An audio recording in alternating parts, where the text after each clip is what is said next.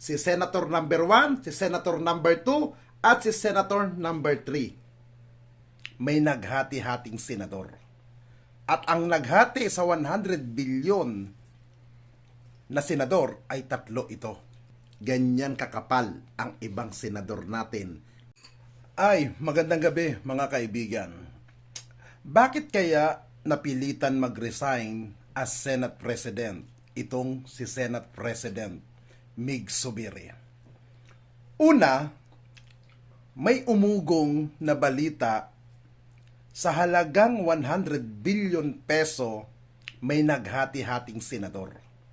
At ang naghati sa 100 billion na senador ay 3 ito. Ilan ba ang ating senator? Ang mga senador natin ay 24 po yan. 24 senador, pero ang naghati-hati, 3 senador na napakaswerte. Hindi kaya connected ito doon sa nangyaring kusang pagbaba ni Senate President Mig Zubiri? Talakayin natin, mga kapatid. Isa-isa natin talakayin kung ano ang pinagmulan doon sa pork barrel na 100 billion. Pagpapalit ng liderato sa Senado, ngayon mainit na mainit ang balita na napalitan si Senator Mig Zubiri bilang Senate President.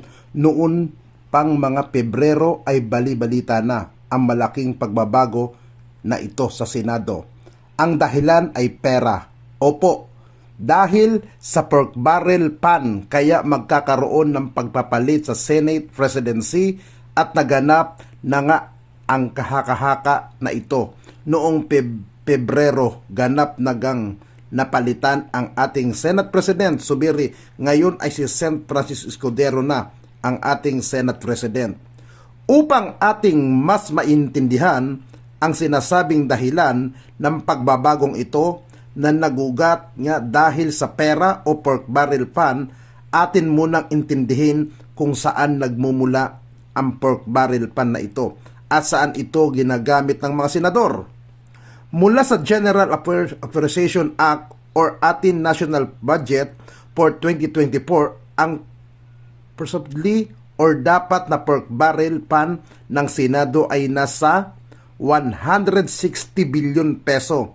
Ngunit ito ay naging 60 billion pesos na lamang at ito ang pinirmahan at final version na aprobado para sa taon 2024. Ibig sabihin nito, ang bawat senador ay magkakamit na lamang ng 3 billion peso ngayong taon kumpara noong 2023 na sila ay mayroon 6 billion peso bawat isa para sa pork barrel pan na maaaring nilang gamitin sa kanilang mga proyekto.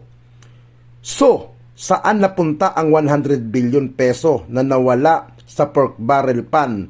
Ayon sa mga sources, ito ay pinaghati-hatian ng 3 senador na kilala bilang mga ganid sa pera.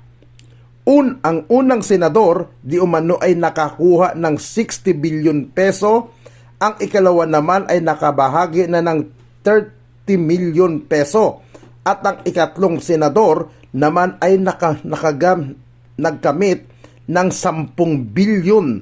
Si Senador number 3 ayon sa mga sources ay malapit kay Senador 1 and 2. Kaya nadismaya ang ibang senador sa ginawa ni na Senador 1 and 2 at 3 at tuluyan na ngang nagpalit ng liderato sa Senado.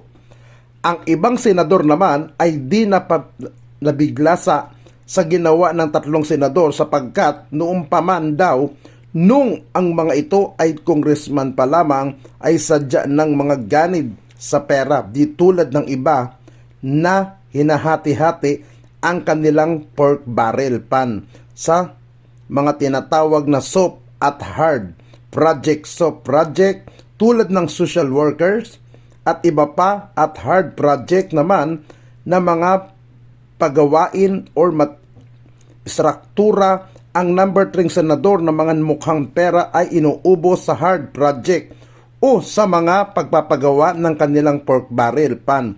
Bakit? Dahil dito mas malaki ang kickback or komisyon dito sa mga proyektong ito as malaki ang kikinikita nila.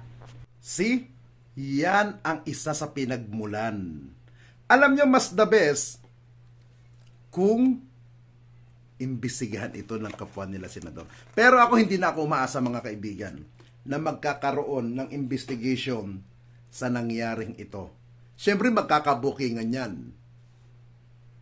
Parang ang clue na lang dito, mga kaibigan, dating congressman. Madali niyong malaman kung sino itong mga senador. Yung iba dyan, dating congressman. Clue lang. Okay, alam ko matatalino ang mga viewers natin. Isa-isahin ninyo na alamin kung sino yung tatlong senador. Si Senator number 1, si Senator number 2, at si Senator number 3. Ngayon, ganyan kakapal ang ibang senador natin na walang pakialam, hindi nila iniisip na marami tayong kababayan na naghihirap. Pero sila nagpapakasarap sa kaba ng pera ng bayan.